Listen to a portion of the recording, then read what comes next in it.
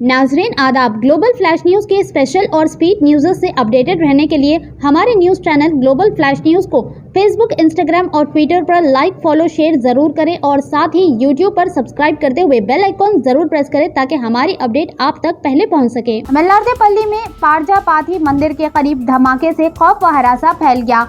पीर की सुबह पारजापाथी मंदिर के करीब धमाका होने के बाद मल्लारदेपल्ली में लक्ष्मीगुड़ा में खौफ व हरासा फैल गया। ये वाकया 11 बजे के करीब इस वक्त पेश आया जब एक शख्स मंदिर के बाहर फर्श पर जंगली पौधों को साफ कर रहे थे। धमाके के नतीजे में वो जख्मी हो गए और इन्हें इलाज के लिए हॉस्पिटल मुंतकिल किया गया।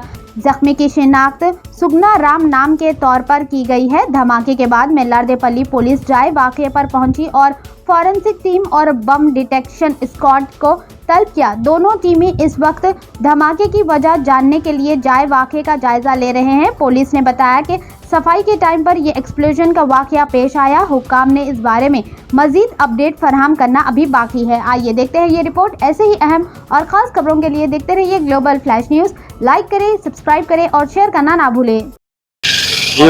उदయం 10:30 గంట ప్రాంతంలో కూడా రోడ్లో మైలదేవల్లిపల్లి పిఎస్ లిమిట్స్లోని ఈ లక్ష్మీగూడ రోడ్లో శ్రీ శ్రీ ఎడమాత టెంపుల్ పక్కకున్నటువంటి రోడ్డు పైన పూజారి దానికి టెంపుల్కి పూజారికి సంబంధించిన సుగ్నరామ్ అనే వ్యక్తి క్లీనింగ్ చేస్తుండగా ఒక బ్లాస్ట్ జరిగింది చిన్న.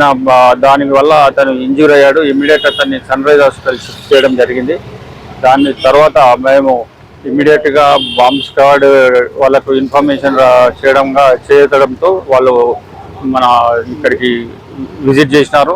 అక్కడ ఉన్నటువంటి రెమినెంట్స్ని ప్లస్ అవి కలెక్ట్ చేశారు. వాటిని మేము ఇప్పుడు FSL పంపించి అది శాంపుల్ టెస్ట్ లాబొరేటరీలో టెస్ట్ చేసిన తర్వాత అది దేని గురించి జరిగిందనేది తెలుస్తుంది. గతం అంటే దీనికన్నా ముందు కూడా పక్కన కాల్చినట్టు ఉన్నది, చెత్త కాల్చినట్టు ఉన్నది, మరియు క్రాకర్స్ కూడా కాల్చినట్టున్నది. ఈ రెమినెంట్స్ FSL రిపోర్ట్ వచ్చిన తర్వాతనే పేలుడు దేని వల్ల జరిగింది అనేది మనం చెప్పగలుగుతాము. కాబట్టి మేము త్వరలో ఈ శాంపిల్స్ FSLకి పంపిస్తున్నాము. ప్రస్తుతం అతని అవుట్ ఆఫ్ డేంజర్, ఎలాంటి సీరియస్ లేదు.